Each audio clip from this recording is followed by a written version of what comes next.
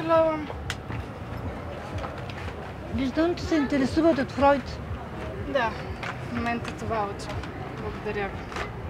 Запозната ли сте с фалшивото прочитане? Не още, но по-късно тази година ще се запозная. Аня, приятно ми е. Юлия, напомните ми на някого. Наистина ли?